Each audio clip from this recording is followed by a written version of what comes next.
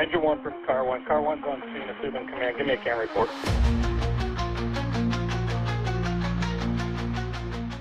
What's going on, everybody? This is Mike Goldstein, Stickers of the CAN Report. Mazel tov, y'all. I have Rob Fisher in the house. Yes, I do. I've got the man, the Quint guru, if you will, and he has come on the CAN Report, and we're going to talk about leadership. We're going to talk about truck work. We're going to talk about Quints. Man, we're just going to talk about anything and everything. And I'm excited to have you. Rob Fisher, thank you for being on the CAN Report. Thanks for having me on, brother. We were just talking before we came on that we look alike. I changed my glasses, so I don't have the same glasses as you do, but we did take a picture at Firemanship earlier this year. And I don't know if I think you might have shared it, but I'd like to get a copy of it, but it's good to be on with you. Yeah, it's great to have you. And I'll definitely have to send that. I wish I had that queued up for my pictures to share that with everybody. I'll have to put that when I edit everything, I'm going to put that picture in there. So if you're all seeing double, if you're all watching this, you might be seeing double, but Rob's the better looking on this program. So and I'm much older, much older, much wiser. And yeah, sure. Yes. So, and more mature, kind of, right? Like a little bit more mature. Sure.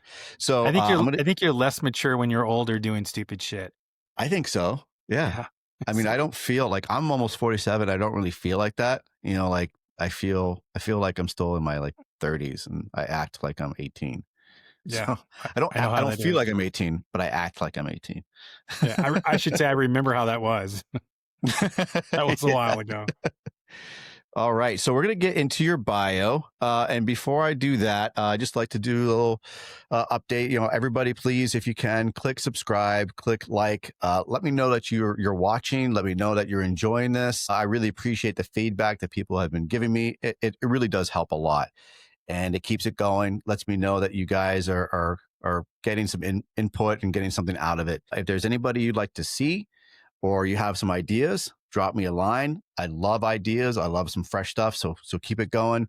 I love the feedback that guys and girls have been giving me via texts and messengers. So please still keep those coming in. I read them. I appreciate them very much. So with that being said, Rob Fisher is a respected fire service leader with more than 3 decades of operational and instructional experience. He retired as a battalion chief with, I'm going to screw this up, with Snohomish. I love how you had that emotional or the sentimental pause. I will help you with it. Snohomish. Beautiful. Ho. There it is. Snohomish Regional Fire Rescue in Washington State, where he served as a shift battalion, training developer, and mentor to future officers. His career has been defined by deep commitment to leadership, tactical excellence, and developing the next generation of fire service professionals. Rob holds an associate's degree in fire administration, command from Edmonds Community College, a bachelor's degree in public safety and emergency management from Grand Canyon University, and has pursued graduate studies in organizational leadership and change management at Colorado State University. His professional path has included key instructional and leadership roles within regional and national training networks, including chief of the Snohomish County Training Consortium and a cadre instructor at the Washington State Fire Academy. Rob serves as the chief executive officer and content developer of Young Officers on Fire. And by the way, that's also a fantastic page. I've been watching it. I've been reading it. I love what you're posting on there. I think that is a great page. So if anyone, I know I'm getting off topic, but if anyone ever sees it, make sure you are subscribing to that. Young Officers on Fire. It's fantastic. An organization focused on mentoring, professional development, and leadership education for emergency company officers. He also serves as the West Coast Regional Representative and former educational trustee for the Fools International Fraternal Order of Leatherhead Society. And he is proudly associated with Brothers in Battle and County Fire Tactics, organizations dedicated to advancing fireground excellence, brotherhood, and continuous learning. A frequent presenter at the FDIC Fire Department Instructors Conference, Rob has delivered nationally and internationally recognized programs on truck company operations, leadership development, and mentorship in the fire service.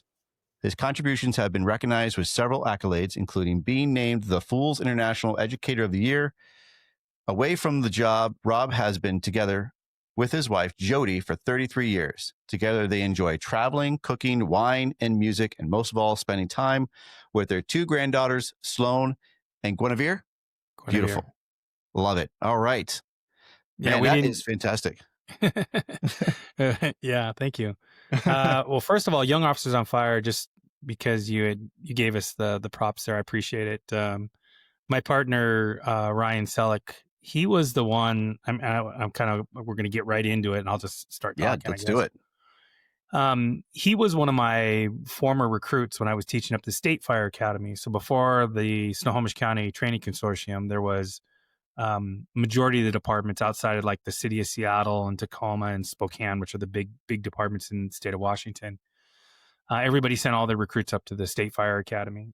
And so I was teaching up the Fire Academy for years, and Ryan was one of my recruits. And jokingly, when we were teaching class together, we always talk about it. And he always says that I forgot who he was. And I always say, well, you just didn't stand out as a recruit, I guess. Sorry. But so he reached out. We did a FireX talk. It was done by Mike Snodgrass, I think was his name, or is his name. I was watching that earlier tonight. Okay, yeah. Because I was getting some background. I like to do my homework on my guests. Not that I need much for you, but I was watching that. It's not that bad. It's not that long. It's like 19 minutes. Yeah, the intent was to do like a TED talk. So that's why it's called FireX Talk. And I think his goal was he was going to do 1,000 of them or something. And I think I was in session series 2 or something. But so anyways, we were at to do this FireX Talk, and they're on YouTube, so you can go and check them out, and you can check out all the FireX Talks. But yeah, the concept was like TED Talk, and it's fire related. So I was doing it on leadership, and Ryan, I believe, was doing his on leadership, or at least he was doing it on Cooper's Colors or something, along the lines of dealing with stress.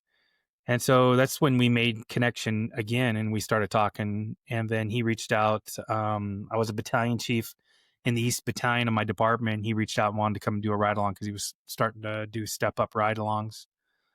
And then as we started talking, about battalion work and mentoring and all this stuff, he started that page, and then he's like, "Hey man, you want to join the page and help me promote it?" And I'm like, "Yeah, no problem. I love the idea and the topic, of course." And that led to us creating this company and training company. And so the whole intent of Young Officers on Fire was the whole intent was to share information, but what we pushed to was to create an online mentoring group so that we could connect individuals for mentoring opportunities, and that's turned into conferences and classes and so on and so forth. But so that's Young Officers on Fire.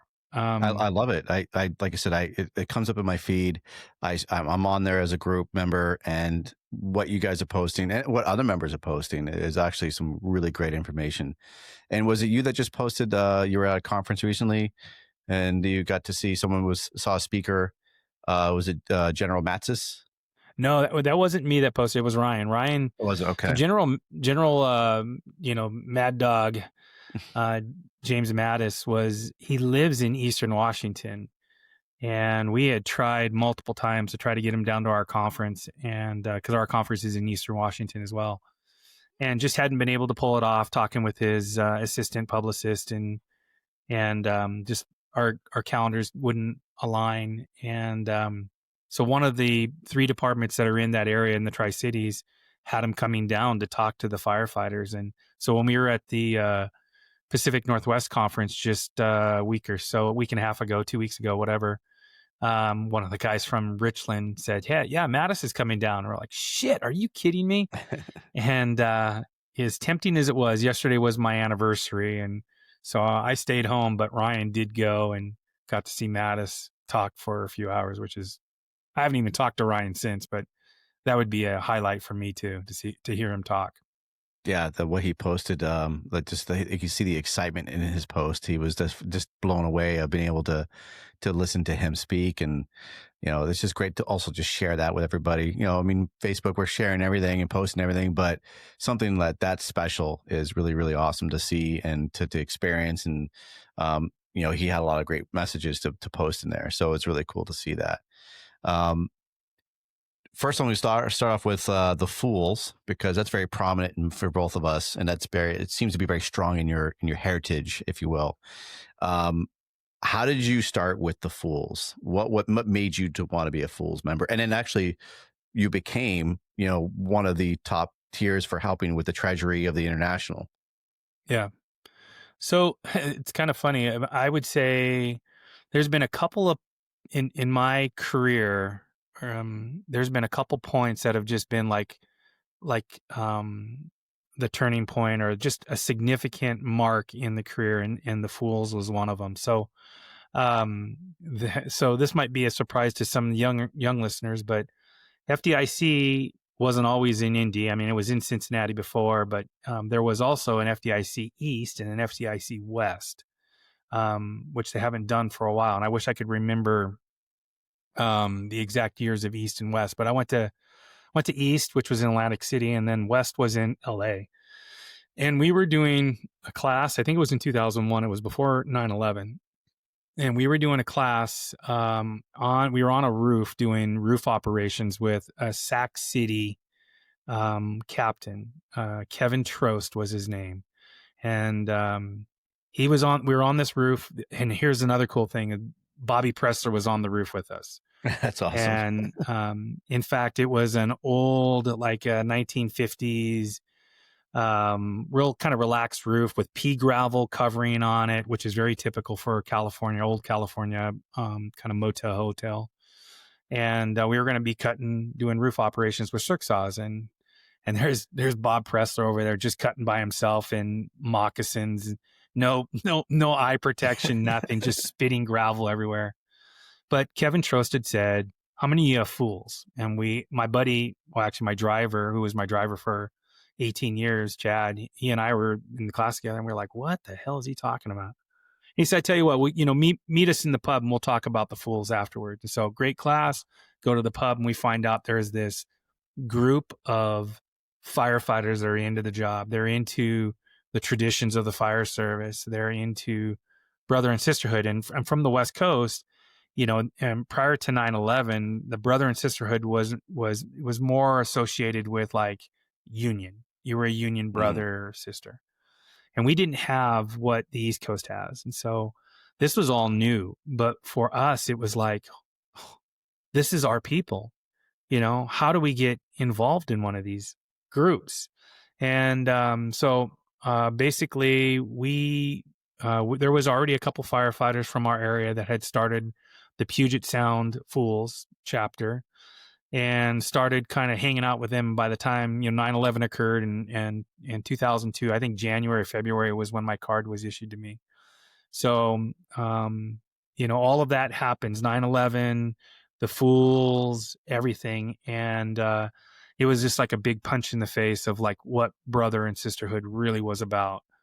And had the opportunity to go back in December of 2001 and attend, I don't remember how many funerals I went to, but just hang out with FDNY guys and attend a bunch of funerals and just like find out the true brotherhood. And so then that carries into the Fools. And then, of course, like most of us that are into the job, you just don't do anything half-assed. So once you join an organization, you've got to be vice president or treasurer or secretary or training trustee, and you do that. And then we hosted the Fools convention. So the Fools do a convention every year. We hosted it in 2008. I don't remember. I don't remember what my position was in the e-board of Puget Sound at the time, but got the Fool of the, or not the Fool of the Year. I'm sorry. Got the Dana Hannon award for basically the Educator of the Year. And then a few years following that, Bart Simpson, who's one of the founding Fools, reached out and asked if I would want to step into the role of the education trustee for the international. And so I would be replacing Mike Dugan, if that name rings a bell with anybody. But Mike Dugan was the original education trainee.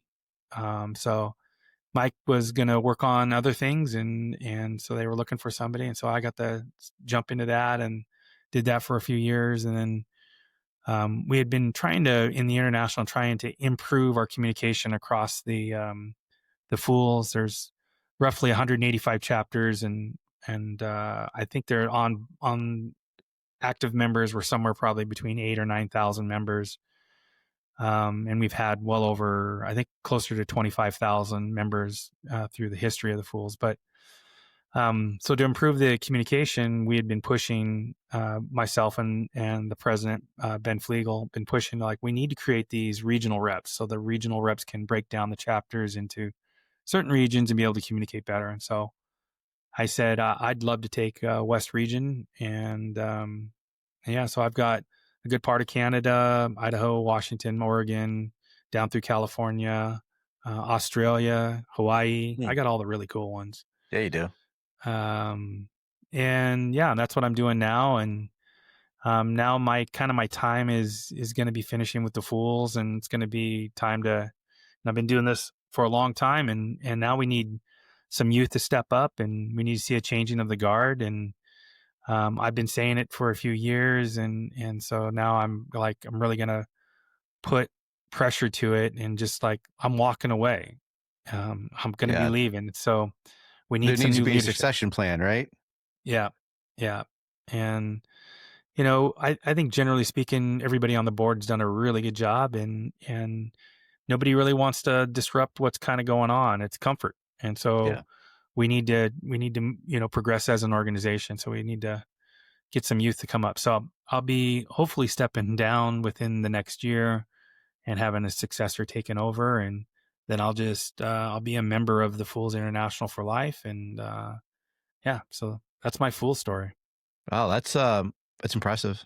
I mean, the fact of how long ago you started it and where you ended up. And it's just great to see, like, you're right. Like, usually as firefighters, as soon as we fall in love with something, man, we hit the ground running, and there's no stopping us. And like you said, you got to take up some kind of position because you can't help yourself. And you've done incredibly well with it. I mean, it shows how well you've done.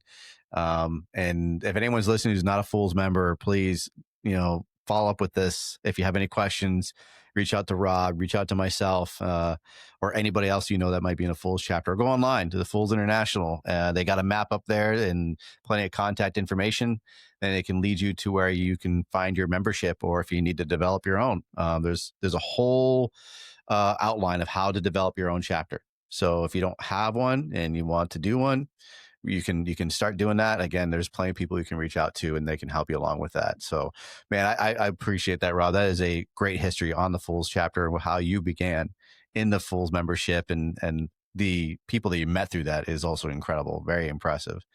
Yeah, I would say, like, one of the things that I've been very fortunate is networking, and one of the reasons is the Fools, and meeting everybody and connecting and sharing ideas, and so that's, and sharing traditions too. That's, to get on a bit of a tangent, and like, when I just got back from Mississippi, and the Old South Fools had their training, they're a newer chapter, and so they're still coming along, and they're getting their own. And we had Fools members from other regions. We had Arizona, we had New England, and we had, I believe we had Louisiana there as well. And it was cool to be able, when I spoke with them about our traditions that we have in New England, like we do the whole bumper pics of all of our helmets, or if we're in a lecture, all the helmets come inside and they sit on the table, and you take pictures of those. So I explained that to them, and man, immediately on break, everybody grabbed their lids, put them on the table. And it was cool to see that tradition now come into the Mississippi area, and they understood, like, it wasn't just having helmets, but the pride, the ownership, and tradition, and what we preach in the Fools. And to see that happen, so they can understand, like, when they have their trainings again, they can have at least that tradition that they remember. It's just fun to be able to, like you said, network, meet new people, And for those Fools chapters to all get together, because like you said, that's the eye-opening experience. Is like, man, we're all brothers and sisters. And it's just, it's an awesome feeling for everybody to get together for one mission, and that's firemanship. And that's for to all to come together to teach, to help others be better. And I think that's what gets us all rejuvenated and amped up and ready to go to trainings, because the Fools chapters, everyone's just there just to have fun, hang out, network. And then after we're all done, drink some beers, eat some good food, and talk about all the fun we just had. Yeah. And the Fools are heavily tied to FDIC. I mean, that's where it all started. And so when you're at FDIC, there's the big Fools Bash. So it really is a great group to connect with, to network with, and and help just keeping the traditions alive, and not like stupid stuff either. It's just like just remembering all of our old traditions and appreciating them. And so when you're looking at trying to get better at something, being able to understand where you came from and why. The Fools does a really good job to help remind everybody of those things. I mean, we always at a convention, we usually go to we're in some city and go to an old museum and see old fire apparatus, or have somebody that's been in the fire service for like 60 years, kind of talking about their upbringing in the fire service or the history of an organization. So yeah, it's been great. The Fools have been awesome. Yeah, that's fantastic. I love being able to talk about that. I get all excited when I talk about the Fools, and I love to promote them as much as I can, because it just provides so much for everybody who's and again, anybody listening or watching, you don't have to be a Fools member either to do these trainings. It just costs you a little bit more. We get a discount for the trainings if you are a full member. So and to add, I would just say that all Fools meetings are open to everybody. You don't have to be a Fools member to attend a Fools meeting. They're not allowed to be closed. They can have an e-board meeting, but the actual meeting is open to anybody that wants to attend. The only ones that can vote are actual Fools members, but yeah, everything is open, so there is no secrecy.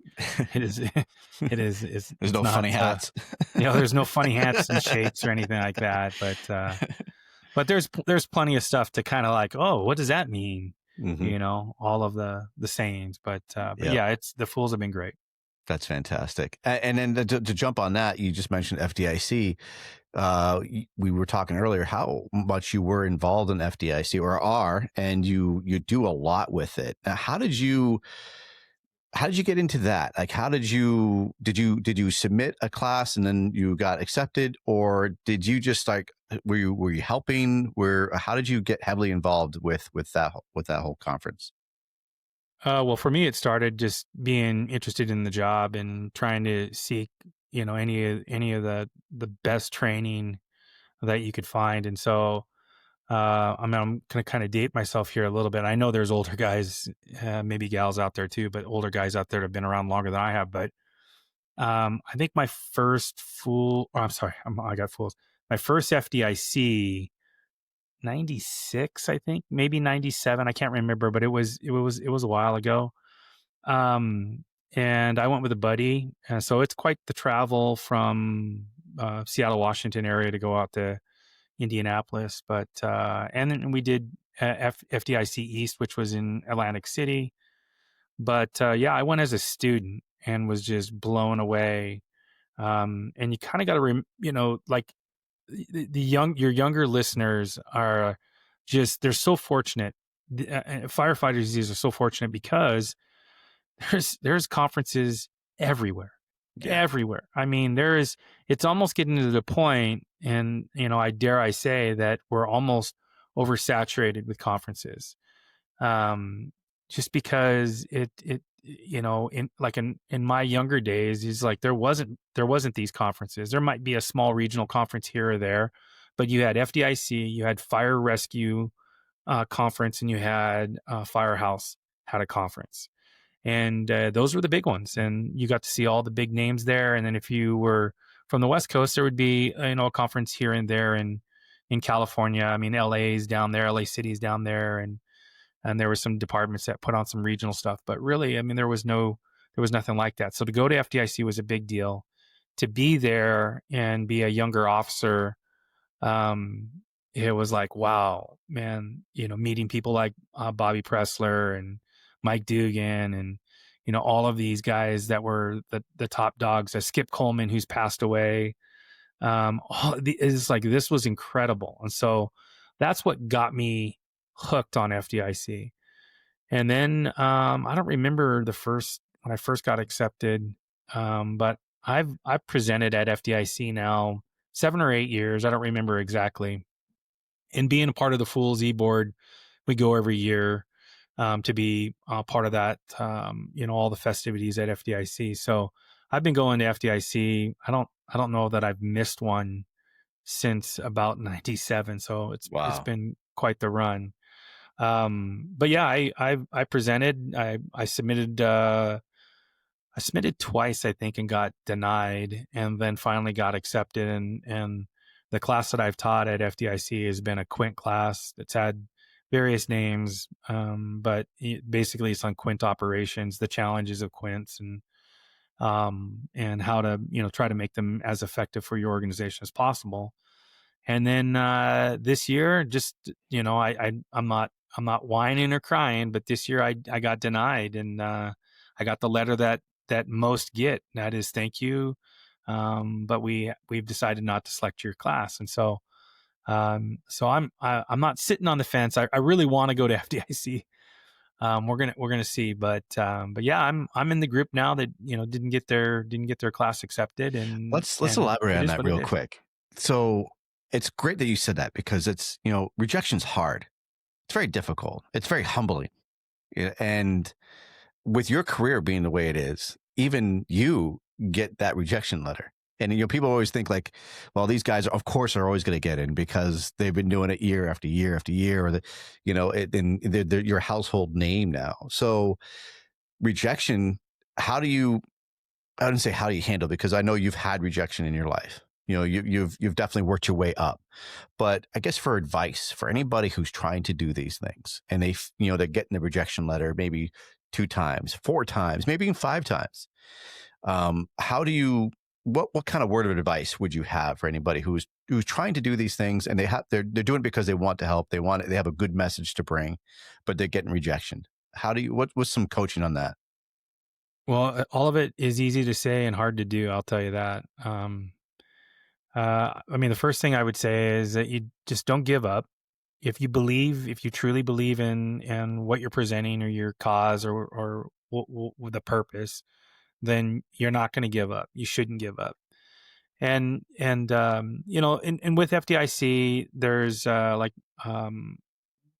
Galliano. I'm trying to remember who else does, but they do classes on like how to get accepted. What makes you, gives you more of an opportunity. And so 1, don't give up. 2, if you haven't written anything, start writing. And that doesn't necessarily mean, obviously fire engineering wants you to write something for them.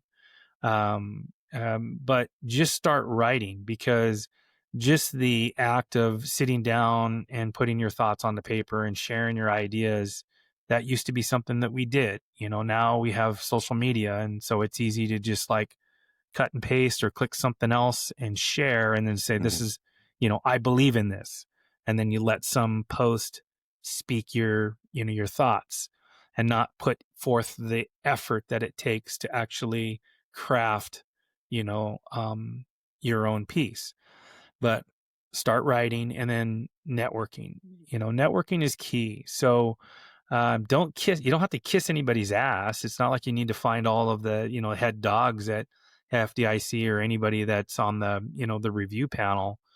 But being able to network with others, you're going to find out a lot of things, like approach, or, the class, like, I know they get a lot of classes on leadership, and, they get a lot of classes in the engine work and truck work, and, they don't get a lot of classes on, maybe tactical EMS, or they don't get a lot of classes on maybe something like a Quint, because of those are kind of like special areas. But networking and talking to others about, helping them, get a different perspective, because your perspective is always going to be skewed.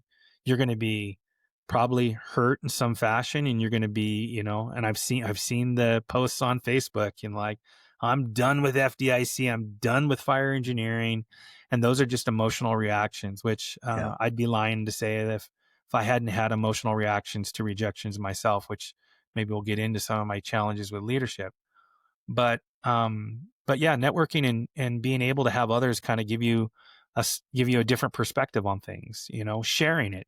There's so many individuals that are putting in for something like FDIC, and they're like, yeah, I've taught my class to my department. And you're like, okay, but we're talking about the largest firefighter conference in the world, and you want to share your message there, and they've got 1,000 entries for maybe 250, 300 classes. I don't know what the exact number is. So you've got to have something that is different. And then the other thing is when you're young, just working and buying your time. I mean, you will get there. And I will tell you, because I'm not the only one that's presented there a number of times that has gotten denial letters, but they're not just bringing back the old guard constantly, and they've got to rotate their topics, and I've been there, I don't know, like I said, 7 or 8 years, and so now it's time to rotate the topic and bring something else in. So, but don't give up, network right, and get out there and present your class. I mean, they ask all those questions. They ask you if you've written something on it and where, and they ask you where you've presented your topic. And now, I mean, think about it. Back in the late 90s, there wasn't very many places to actually present. And now there's, you could connect in with a conference in your region or in your, in your state, and just go and teach your class and start creating a resume. I mean, it's just like anything. You want to be the next chief officer in another department. Well, you got to build a resume, and you got to be a good firefighter first. So you do all of those things, and everything will fall in place. I love it. That's great advice. I appreciate that. I know it was a little bit off topic what we had, but I just couldn't resist not asking those questions, because that's just so important. And again, coming from someone who's really paved the way, I think that's really important information for anybody who's trying to get into that area, just to keep going and keep fighting for what you believe in. And you heard it from Rob, man. Like, just don't give up. Absolutely. If you believe in it strong enough, just keep on fighting and keep going. And because you brought it up, and we've been talking about it, I do want to talk about leadership. So you talked about some leadership challenges. We talked about just right now, like if you want to become a leader, if you want to become an officer and move up through the ranks. Since you've held those positions, what are some of the challenges that you've seen as being a leader, or trying to come up and be a good leader? Oh, challenges. Well, first of all, challenges in leadership is, and I don't say this to like create, but there is an understanding of different generations, and it's the easy button for a lot of leaders. This generation doesn't know how to work, or they don't know how to do these things. And but the one thing that so I don't argue with the fact that people like, I disagree. I don't think that you can really be in this profession and not be willing to work. I mean, that's why we have a selection process. That's why they go to the academy, and we can pretty much weed out individuals that are not going to do well with the labor part of it. Mm-hmm. But just the fact that, different generations. Now, I didn't realize you were older than you were, so you look pretty young. So, but you and I, we're 10 years apart, and that's so you're basically a millennial, would be my guess, an early millennial. Yes, and my kid's a millennial, and there's just differences in between the X gen. Just like when I came on the job, I was working with a bunch of baby boomers. And we were different. I'm on the cusp. I think I just missed the millennial, by the way. So you want to pull yourself into the X. I'm in the X. Yeah, which is fine. I mean, well, since we're talking about it, I'll just say, I mean, one of my books back here is on generations, and but one of the things about generations is that you're, even though they give you years, but we all kind of are like always, there's always a cusp. There is millennials that act more like X Gen and so on and so forth. So yeah, I mean, we blend over, but the idea is that when you are brought up in a different environment as a kid and you're raised by different style of parents, because, regions that we are in country, or in the country itself, is that it has an impact on our beliefs and how we live and how we believe things are going to go in the firehouse. And so it creates a challenge as a leader. It's not the only challenge. I mean, I think we have significant challenges. Um, uh, Chief Rhodes had said at FDIC, we have a leadership crisis, and I think we're struggling a leadership crisis. So that at a middle leader, being a company officer battalion, that now you have challenges above you that we're dealing with across the American Fire Service. So yeah, there's challenge. I mean, if you don't want challenges, don't promote. That's the big thing about leadership is I think there's a confusion over what do leaders do. And leaders' number one job is to solve problems, right? That's what they do. And if you don't want to solve problems, and I'm not saying like, hey, I work for the fire department, you call 911, we're here to solve your problems. But like as a company officer, all the problems come to you. When the battalion chief sees that there's issues going on with the company, they come to you. When the individuals are having problems on the company, they come to you. So as a leader, if you don't like taking on problems and trying to solve the problem, guess what? You're probably not going to be a good leader. So that's another challenge. Challenge is getting to leadership. Man, that we could talk on that all night. But I'll just like the class that Ryan and I do. Half of it in the workshop is my leadership lessons, and basically it's leadership through followership, and basically progressing from being a good follower up to a leader, and some of my lessons. And so challenge is getting there is like I think there's a lot of individuals that just want to get to that role, and I don't think they have any bad intentions. They just like, just like a lot of us that are kind of into the job, we want to get to the highest level and do whatever we can to have an impact. Mm-hmm. And when you move up through the ranks, you're going to have a significant impact. But I think a lot of the individuals that are promoting, especially in today's, generation, is like they're promoting they're promoting really quickly because there's the opportunities, and they're taking the opportunities. And so I could argue both sides of it. I am, and this is a question I get asked by younger firefighters and younger officers. Well, when am I ready to take the company officer test, or when am I ready to take the BC test? And there's not, I can argue, like I said, I can argue both sides of it. If you give up, if you, you will never feel that you're ready. And you will always be pushing for that. I mean, there's never like a moment it's like, bam, I'm ready to be a company officer. But kind of getting there, there's a lot of individuals that are going there too quickly, and they're ascending real quick. And so that's creating some of this crisis. And so one of the things from James Mattis' book called Sound Chaos, he talks about his 3 C's of leadership. And the 3 C's are competency. And the biggest thing is be good at what you do. So when we look at fire chiefs, Scott Thompson and some of the, the fire chiefs out there that everybody wants to work for, is like, guess what? They were really good firefighters. They were real good firefighters before they became fire chief. And if you know Scott's story, he's like, he never aspired to be fire chief. And that'd be the other thing, is like all of my friends that are fire chiefs, none of them that I know of, well, I should say, none of them that I've talked to about, none of them ever said, yeah, my dream was to be fire chief. They're like, man, I wanted to be a company officer. I want to be a captain on a ladder truck. I want to be a captain on the engine, or maybe a battalion chief. But none of them wanted to be there. And so they became really good at the job of being a firefighter, company officer, and so on and so forth.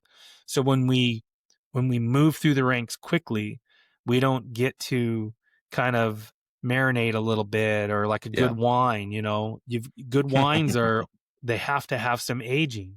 And so that's one of the problems that we're seeing in the American Fire Service, or one of the challenges is like ascending too quickly, and not really understanding the job that you're at. I mean, you will never understand every aspect of it, but you should be good at the job that you're currently at before you take on the next challenge. And to kind of answer the question about when you're ready, well, you're ready when you're ready for a new challenge, because you will never be 100% ready. It's just, yep, I feel that I'm pretty good and I know my job and I'm ready for a new challenge. So, Well, there's some people that also they promote because they don't want the other person to promote. Like they don't want, it's now, I guess it's a good or a bad thing, right? Let's help them the shitter get off the pot, if you will. Like they're just kind of like waiting for that push. And if they see the other person in line, they go, I definitely don't want to work for that guy. So I'm going to step up and I'm going to become an officer because I don't want to be under him. So what do you think about some of that mentality of, is that going to still make you a good officer? Or you're just doing it because you didn't want the other person to get the job? Well, I guess I could argue both sides, because if the person that was going to, there's a lot of really good firefighters that just like, man, I just want to be a backstepper my entire career. And I can understand that. And they're really good at what they do. Yeah. And you see that they have a really good way to connect with other firefighters, and they're teaching, right? They're teaching everything. They're, be it a senior man or senior woman in the firehouse. And you're like, you're filling the role of a leader right now, the informal leader. But they just love that position so much that, so to your point, that I would say, why don't you want to be the company officer? Because now you got Timmy over here who's been on the job 3 years, and because the contract says that he can test for company officer after 3 years, he's taken the company officer test. Mm-hmm. And I mean, nothing against Timmy, but what I would say to, to Lisa, I'd be like, look, Lisa, you're the senior woman on the job. You've got 10 years on the job and you're really good at it and you have a really good connection. I think do you want to work for Timmy, or do you want to lead? And so yeah, I mean, there are definitely every aspect of this, you could poke holes in it.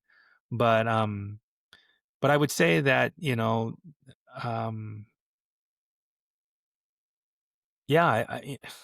if you're doing it for the right reasons, right? If you really, if you feel like, hey, I have a good understanding of my job and I want to do it because I want the next challenge. And for some individuals, it might be 5 years. And for other individuals, it might be 7 years. And that, that's okay. But when you've got somebody that's testing at the very earliest opportunity, and then we see them on the job. And my job as a company officer, my job as a battalion was to have a hard conversation and go, you have every right to take that test, but I'm telling you right now, you're not ready. And it's not because of who you are, your gender, or anything like that. It's purely because I think you will do better if I put you in a busier house and let you run a bunch more calls. You'll get plenty of acting opportunities, but I think it will do you some good, and it'll make you more confident, and it's going to give you credibility, which is like the credit, I would say, like your leadership credit comes down to your credibility, and you want to create a lot of credit. So when you're coming into the position that, because you're going to make mistakes and you're going to need to use some of that credit. You're going to need to do some withdrawals. and so, your credibility as a firefighter going into it is important. So yeah, I mean, that's important for a leader though, right there. Like you just said, like to have that hard talk with that person, and obviously you're not trying to knock him down, but it's the way you deliver it. Like I talked in my presentation about the bugle chaser. Like I was referred to as a bugle chaser. That wasn't appropriate. But if it was, hey, you know what? I think you just need a little more time doing this. You've got great skills. You've got a great mindset. Same thing. Like, I don't think you're just ready yet to sit in that seat. I want you to grow some more. I want you to learn some more. Like that's mentoring. And that's for when a senior officer tells that someone who is aspiring to be an officer, that's going to carry a lot of weight. Like if you don't present like a dickhead, but you're actually like soulful about it and real and saying, man, I love what you're doing. You're such a strong firefighter. You're just not ready yet. That will really carry a lot of weight as opposed to just being a dick to them. So I love that you say that. Like that's leadership, to be able to have those real talks with people who are aspiring to move up, or maybe they're on the fence still, because you don't want really an officer who's on the fence, right? I mean, in my mind, I don't want somebody who's like, I don't know if I want to do it. Maybe I will, maybe I won't, because you know what? Then if you don't want to really be in that front seat, and when the shit hits the fan and you're in that front seat, you're going to be like, you know what? I didn't want to do this in the first place. Now I'm here. Like, I didn't want this job, so they made me do it. That's important for a senior leadership to say, yeah, you're not ready yet. And I'm going to work with you. The mentoring aspect is key. And your approach is, don't make it personal. And the joke, or I wouldn't say the joke, but the saying has always been, don't make it personal, make it personnel. Yeah. And so in this, just have the conversation and take it to like the position itself and talk about what the position entails. I think that when I've got a younger firefighter that's looking at wanting to be a company officer, and I think by just sitting down with them and the question is real simple. In my department, you had to become an acting officer before you can even test for company officer. So I would already know from the very beginning, because they have to go through their acting checkoffs and they got to be checked off by their company officer, and they've got to do a bunch of stuff, and training has to check them off, and I got to check them off as a BC. So I'm well aware that is the intent. My question is real simple: so why do you want to be a company officer? Mm-hmm. It's the oral board question, but it's just like, and I'm like, I don't want an oral board answer. You can cuss, you can give examples. I don't give a shit. I'm not grading you on it. I just want to know what your purpose is. And I think a lot of the times you can kind of figure it out. And sometimes it's, I'm speaking from my experience in my organization. Sometimes company officers are the ones that get to stay at the house, right? They don't get moved around, and they're not in any type of staffing pool that have to switch stations.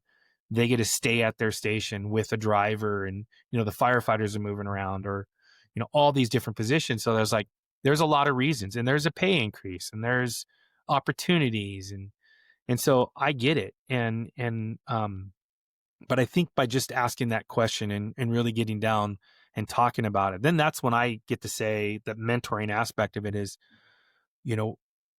you've never taken up on any of the opportunities we've presented on our shift to teach. Mm-hmm. That's a primary role of a company officer is to instruct. And if you think otherwise, because the idea that, no, I'm going to delegate that down, I was like, no, you're not. You're not going to delegate that down.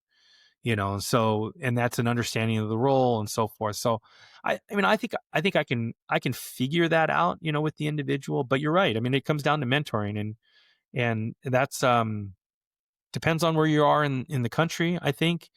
And if you're in an organization that is steeped in tradition and has a senior man or woman that works in the firehouse and has a long history with company officers, and they probably already have it instilled, but there's a lot of organizations, and I can speak for the West Coast area. Yeah. There's a lot of organizations that, like, my department's only been around since 1945. And when I came on the job in the late 80s, we had like 3 career members. Now we had 3 career members on shift times 3 shifts. So we had like 9 career and a chief, and that was it. Now we have over 250 career members in the organization, and that's been in like 40 years. But these younger organizations don't really have a very structured.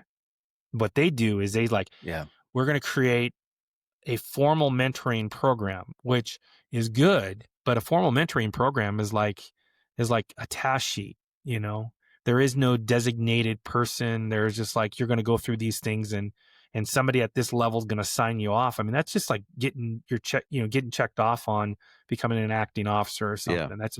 It's just a task book. Whereas true mentoring, what I believe the best mentoring is the ones that the foundation is in relationships. Mm-hmm. And so this is an individual that you can go to, just like what we were talking about with not getting accepted in FDIC, is like reach out, get a different perspective, talk to some people. Yeah. When you want to become a company officer, you want to test for battalion, as hard as it is, but start asking your peers, what qualities do I have? What qualities have I the love difficult that. conversation.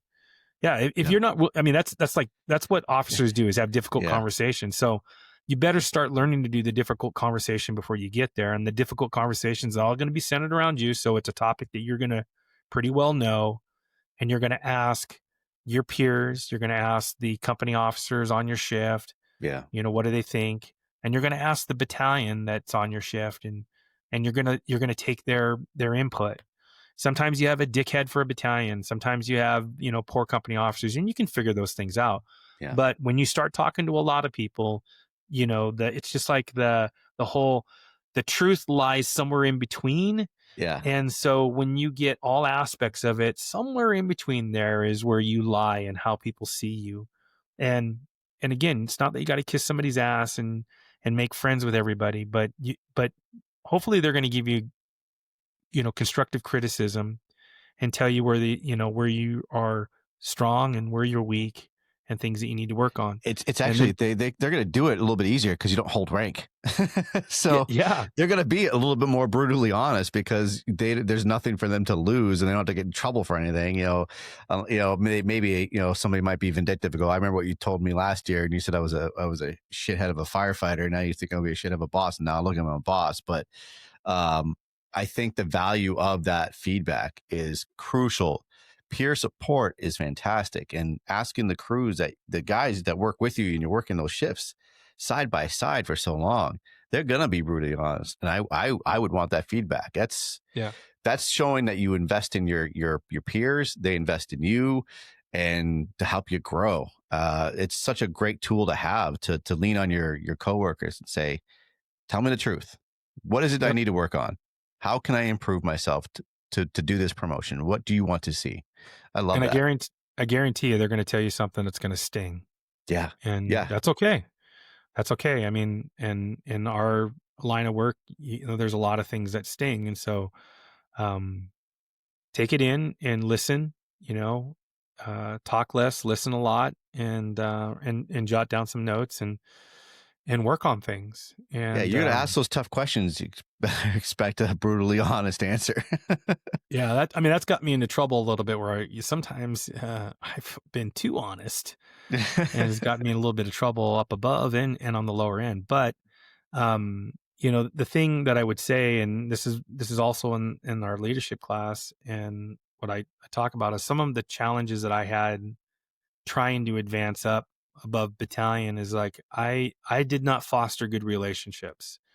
And Preston loves this because he always says it, but it's a joke that I say in my class is like, when I was a company officer, I was promoted at a very young age because we were a young department.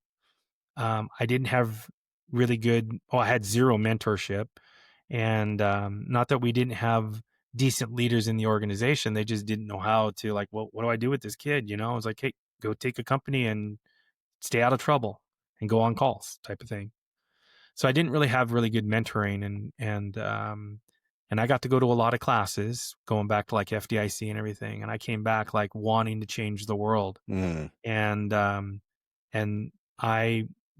again, the statement that Preston loves is I was clubbing baby seals. So like, if you didn't get on board with where we were going or where I wanted to go, I just clubbed you. And the problem is that it didn't foster really good relationships. So, so a lesson for young officers, or not just young officers, but young firefighters, be nice to people and don't be a dick, and extend grace more often than not. And there's always a story behind it. Sometimes, I mean, we know the individuals that are always going to be excuses and everything, and when that's completely different. But when it's not one of the normal ones that has some bullshit excuse all the time, extend grace and give them the opportunity and let them kind of pick their pieces up. Don't beat them down, because at some point you're gonna want to advance up. And sometimes these individuals become your boss. Yeah. And when you've beaten them, it's hard to let go of those things. It takes a really strong person to forget about all of that and to let Amen. it go. And it always at the lowest level where it creates some doubt, and that's what you don't need to advance up. You don't want people to doubt you. There's the saying on all of the social media is that's like, you want to have people that are going to go into the meetings that you can't get into, are going to fight for you, right? Yeah. And when you've beat them, they're not likely going to step up all the time to fight for you. They might know you're really good at what you do, Yeah. but they may not help you out. So That's truth right there. relationships is key. Relationships is key, and how we treat one another. And if I could go back, that'd be one thing that I would do different as a company officer. And I think my leadership journey would be a little bit different now. I don't know that it would be too much different, but when I look back on it all and everything's said and done, I'm like, oh man, I wish I wouldn't have done some of those things. So Reflection, right? I preach that so much. Like, you have to just stand back for a good while and just take it all in. And even if you're retired out, it's still the same thing. I mean, whether whatever fire you worked, cardiac arrest you worked, extrication call, lift assist, something, or just hanging out with the guys or whatever you did for work, you should always be reflecting on any aspect that you're doing within this job, and that you're what can I improve on? Did I treat this person right? Did I do this call right? That's for me is huge. And I'm always, especially when I'm driving home from shift, I'm always playing out my shift in my head of if I had a busy shift and what I could have done better, what did I do wrong? I just taking all those mental notes. But reflection as an officer or somebody who's aspiring, or even a line officer or a line firefighter, man, reflection is huge. Look at yourself in the mirror, because you're not perfect, and take that step back and look at what's going on. And maybe you can actually start treating people better if you realize that maybe my attitude was shitty, or I talked to that person the way I shouldn't have. yeah, I was real fortunate in 2017 to go to the LAFD Leadership Academy. So it's equivalent to 1 month of training, but it's over 3 months. So you go a week at a time, and it comes from the book, the PL 300, which is the book that's used at West Point for, I think it's their junior year of the cadets go through this leadership, and it works off of the 25 behavioral theories. But the one thing that the military does really well and is part of this whole leadership class is reflection and looking in the mirror. So as a leader, whenever there's a problem, the first thing you should do is, how have I impacted this? How did I contribute to this problem? And it doesn't matter, the driver hit another car with the engine or backed in or whatever. There's whatever the issue is that you're addressing, the problem that you're addressing, the first thing you should be thinking, I was like, what part of it is mine? And that can come down to training. It can come down that I had a very important part of it, but that whole reflection piece is key. And that's what, not just for leaders, but at all levels of our profession. And, we do it a lot on the fire ground, but we don't really do it on all the other things. We'll do a post-incident critique of some sort on the fire ground. In my department, we do a lot of EMS, and I'm, really proud of all of the EMS, the EMTs and primarily the paramedics, that when we get done with a code, every code we do in our organization gets critiqued when we get, just like we would a fire. Yeah. And we do that for training. When we get done with trainings, like, we critique our own training. And so every time that you can look back and reflect on those things, it's all the lessons are learned there. There's a lot of lessons that you can learn in the training, a lot of lessons you can learn on the fire ground, but when we quickly come back, so we have it fresh in our mind and we share it, that's where we learn a lot of lessons, and humility, of sharing, like, your mistakes with everybody else. That makes you grow as a leader. I love it. It's amazing. This hour flew by so friggin' fast. Shit. And All we right, didn't well, even get to talk about Quints. shall we get to Quints real quick? Let's talk about Quints real quick. Actually, let's talk about the hose loads for the Quints. Well, I'll make this episode a little bit longer because it's so important, and I got you on here. I'd be remiss if I didn't. So I'll come back. I'll come back if you want to do something else. I love to talk. So let's do that though. I would love to end it on some other cool shit. So tell me about the hose loads for Quints. Okay, so why we're bringing this up specifically before we came on, there is is it Engine Resurrection? I think it was the page. Yes. Michael Dabowski posted a question, which I know Michael. He's the kid of Dave Dabowski, who's in the Fools International, and a good friend. So his question was, his department runs a Quint, and their Quint actually runs out of a firehouse with an engine. So it's a truck company that the department has chosen to make it a wet truck, or a truck that has suppression. So he's asking, hey, what are some hose loads that are out there? Typical hose loads for a Quint, I mean, I'll say 95% of the time is pre-connect, 200 feet and 2.25 or 2.5. And it used to be that NFPA required so much hose. And I wish I could. It's 300 feet or greater of attack hose, which is 1.5 inch 3/4, and then it's 800 feet of larger. So that's going to be your 2.5 all the way up to large diameter, depending on what you're using. So greater than 800 feet. NFPA changed in 2024, and now there's not a requirement for hose or ground ladders on the ladder company, which it blows me away. But I like what NFPA is doing here. Their decision was, we help you spec out. We want you to have a design truck, meaning the apparatus itself, and not try to design your operations within the organization, because every organization is a little bit different. So that's why they took out the hose and the ground ladder requirement. But so my feeling on it is, if your organization uses, like in Michael's case, in his department, is using the ladder truck, or I should say he's using the Quint as a ladder truck, then I would say there really is very little need for you to have, a bunch of hose coming off the rig. And in my class, what I've always said is, be on a Quint, in most cases for the suburban company, think more or spec more towards the truck than the engine, because one, a ladder truck that's a Quint can never be a really good engine, because there's only so much hose you can put on it, and they're overweight and oversized, unless of course you go to a TDA, and that's a whole nother thing. But there's only so much hose you can carry on it. So if you got a Quint because you needed a ladder truck, then make your mindset or make your focus on the ladder truck. So I would rather just have a single bulk bed or a static bed of 1 3/4 hose, because the priority positioning for a ladder truck on a fire is the positioning of the turntable.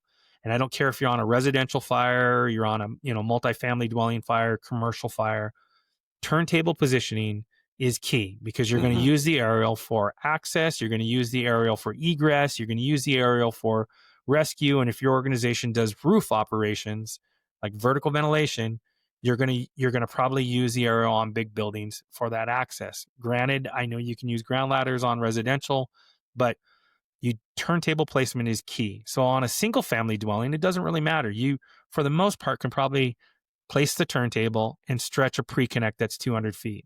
But on an apartment building that is on the top floor fire, I should say fire's on the top floor, if you're positioning for rescue, or if you're positioning for roof operations, the turntable, because you're probably the only, maybe one of 2 trucks that are on the alarm, then it puts you out of position for the stretch. But when you have a bulk bed and you're not tethered to 200 feet, so now the bulk bed can be 400, 500 feet, you pretty much can you can place that turntable where it needs to be, and still, if an engine isn't on you quickly, still stretch to the fire to put water on the fire. So my whole philosophy, or my belief on the Quint is, I've already said, it's like think being a truck first and an engine second. And that the other thing is, I think there's very limited reason to have 2.25 or 2.5 on the pre-connected 2.25 or 2.5 on the Quint, because if you're stretching a big line, that's a big fire. Guess what you probably should be doing? Getting the aerial up for something bigger than what, I mean, let the engines do that. Yeah. Or an elevated master stream. I think what works really well is just having a 50-foot section of 2.5 that's in, one of the compartments with a nozzle on it. And you're worried about a garage fire or a detached shop next to a house, and you're like, there's a lot of fire. Roll out the 50-foot section. Your turntable's going to be fine. Use the reach of your stream and punch it in the face, right? You don't need a whole bed of 2.25 or 2.5 to do that. Yeah. And then you could still have bundles of 2.25 and 2.5 if you guys do mid-rise or high-rise incidents, because you're probably not going to use the aerial device on a high-rise. And so you can carry those, but you don't need to put them in the slot. So what I would do in this case is I'd put a bulk bed in there. I mean, there's so many different ways you can do it. You can do a larger line and reduce it down to 1.75 with a bell reducer. You can do it all 1.75 because the space that it gives you on the cross lay on a rear mounted area is enough for about 400 or 500 feet of 1.75.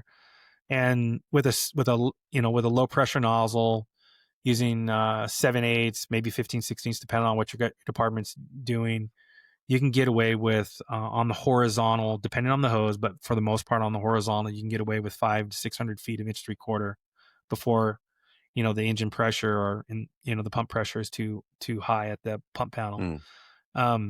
So that's what I would do, and it's like a quick line. So if you pulled up as a Quint and you have this bulk bed, there's only one of them, right? The nice thing about bulk beds is if you only stretch 200 feet, there's still, if you have 400 or 500 feet in there, you still have hose in there. Just have another nozzle in the compartment that they can connect on. That doesn't prevent an engine company from bringing up their own bundle of hose and connecting to the pump panel of the Quint and stretching an additional line. But, in my department, if I was doing it, I would just like, look, I only want you to pull that line out and to flow it. And when an engine gets here, they have more water, they have more hose, they're built better for the stretch. Let them stretch to your location. I mean, just think of it as like a tethered can, if you will, right? If you had a can and you're on the inside, as soon as the engine gets over the hose line, the roles change, right? And now you want the engine to get on the fire. We're not trying to prevent the engine from fighting the fire because we have a can and we want to, establish ourselves as the dominant ones. When the line gets there, the can woman's going to back out of the way and the line's going to advance to the fire. So same thing on this bulk bed. Stretch, do whatever you need to do, have the engine arrive, stretch another line, drop your line, and search. Now it's perfect, right? So we've fought fire. We hear the engines coming in behind us. They've got water in their hose line. We're good to go. Shut that line off. Start searching ahead of the line because you're already ahead of them. Right. And let them, finish off the attack and, final confinement and extinguishment. To me, it's like, it's perfect. So and the other thing that I would do is I would bundle, in the various ways to bundle it, but I would bundle the first 100-foot section, so it makes it real easy to stretch that line and throw them over fences and keep it all tied together. So once you get there, you can pull that last strap or cord, whatever you're using. I love that. And do the accordion forward or drop it and and do the V stretch, all that kind of stuff. So because I'm vertically challenged. So me pulling, so am I. right? So trying to pull off my crosslays on my Quint is problematic for me. Getting on that step, I'm all packed up, trying to pull that off, and we're transitioning to the Minuteman for our Quints, and I'm very pro that. I've been pushing for that, but I want to take that step further. Like you mentioned, I'm introducing straps. Because, man, that's going to make a huge difference for anybody, whether you're tall, short, it doesn't matter. You get that shoulder load, it's all strapped up, ready to go. Like you said, if I need to throw it over a fence, there it goes. I'm ready to rock and roll. It's so much easier. I think sometimes we either overthink it or we go with the way we've always done it. And man, I love having that strap on the attack load, on my shoulder load, and be able to just rock and roll with that.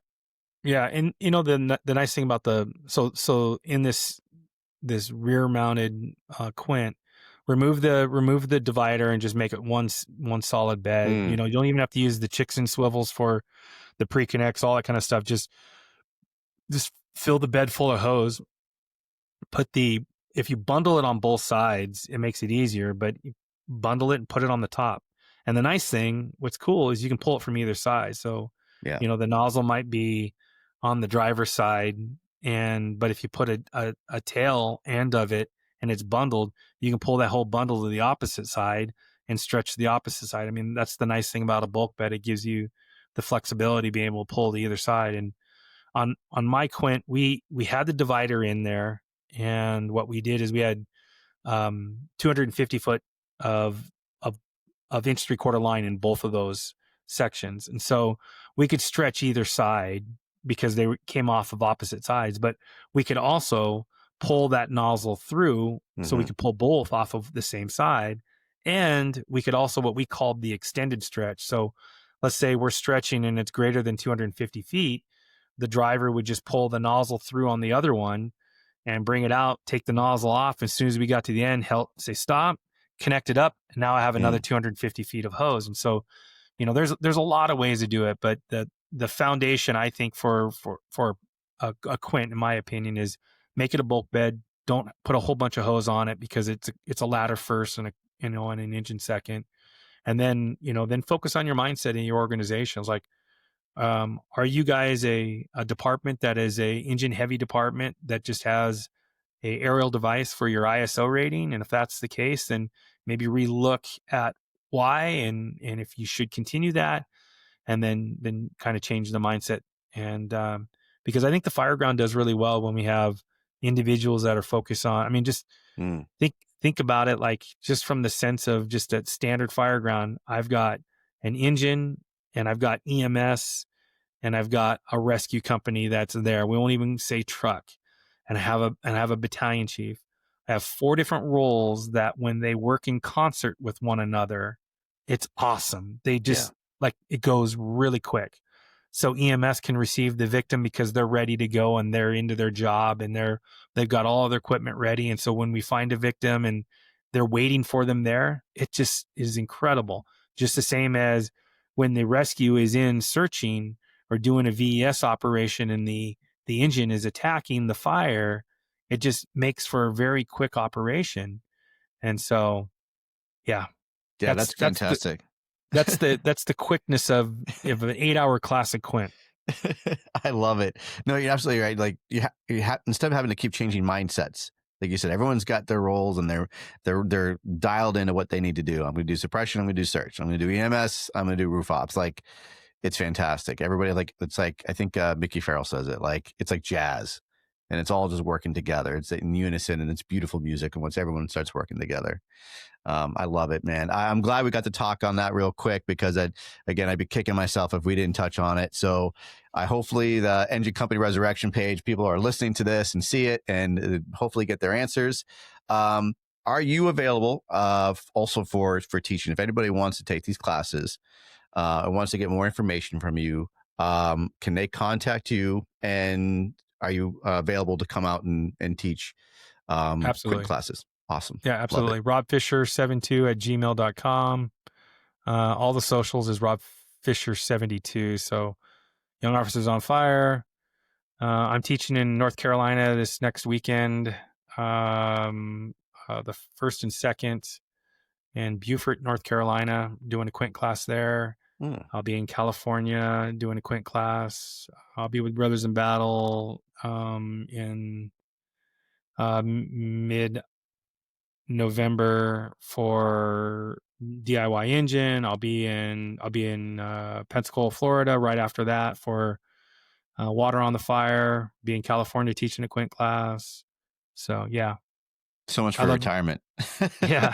I do want to slow down a little bit and enjoy time with the granddaughters and my wife and travel more. But what's kind of funny is that she's she does a lot of stuff related to all of this. And so she's doing Firewife Life stuff. She's a regional rep for them. And Oh, nice. she's got a couple other projects that are going on that are going to be kind of big that I can't talk about right now, but All right. that are affiliated with big names in the fire service that got some cool things going on, and that she's getting involved in all that. And so she comes to a lot of the conferences I go to, and That's great. so it's been awesome. I love the Firewife Life Club. I got to have Tracy McCart on, so it was fantastic. Oh yeah. Yeah, she was fantastic. So thank you so much, Rob. This has been a great conversation. I have to have you come back on so we can actually dedicate another hour to just Quint stuff as well, and talk about the other training stuff that you go, like the Brothers in Battle, because that's a fantastic cadre of instructors and what they put on, and we need to talk about more of that. So before we go, is there anything else that you wanted to leave us? Any extra nuggets at all?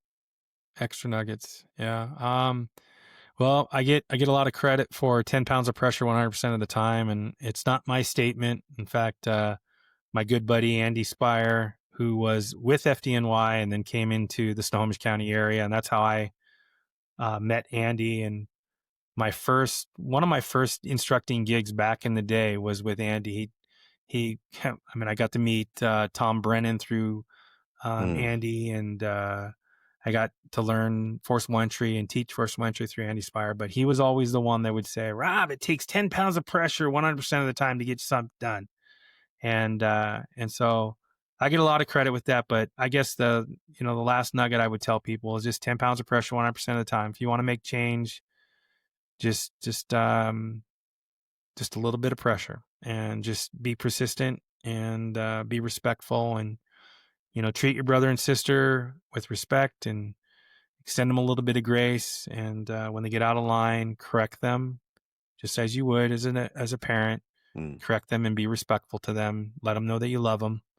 We didn't get into all the 3 C's, but the 3 C's from Mattis is competence, caring, so loving your people and respecting your people, and conviction, that meaning that you believe in something. You've got a line in the sand kind of thing. And so if you do those 3 things, I think you can be successful in this profession.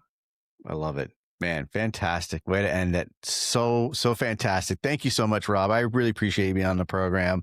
You heard it, folks. If you're ever looking for educational classes from Rob, just reach out to him. He's on the social medias. He's gonna help you out, and he's traveling the map. So if you can't catch him in the socials, you'll probably catch him in your own home state. So be on the lookout for what Rob is doing. And I appreciate everything that you've given to us. I appreciate what you're still doing. And again, if anyone's ever interested in the Fools, you can reach out to Rob. You can reach out to myself. You can go on Fools International page. They're going to guide you and tell you how to get started, if you need a chapter, or how to join one. So, Rob, thank you so much for being on the C.A.N Report. It has been a fantastic conversation. I don't know if you've ever seen it, but I like to leave with a little slogan I have. It's Nozzle Tov, and I like my guests to say it with me. I used to say it all by myself, but I like to have them say it with me. So if you're cool with it, I'd like you to sign off with me. Sound good. All right. So, all right, you all be safe. Take care. Nozzle Tov. Love it. Nailed it. Thank you all for tuning in to the C.A.N Report. Before we wrap up, I want to give a big shout out to our sponsor, Engine House Designs. They're a firefighter-owned, family-operated business that's been repping the fire service since 2021. Engine House Designs specializes in custom firefighter apparel, hats, hoodies, T-shirts, plus decals, flags, and patches. Whether you're looking for a single shirt or outfitting your whole department, they've got you covered with bulk pricing and top-tier quality. Their mission? Simple. To ignite the pride in firefighters across the country. Check them out on Instagram, Facebook, or visit enginehousedesigns.com. Engine House Designs. Ignite the pride.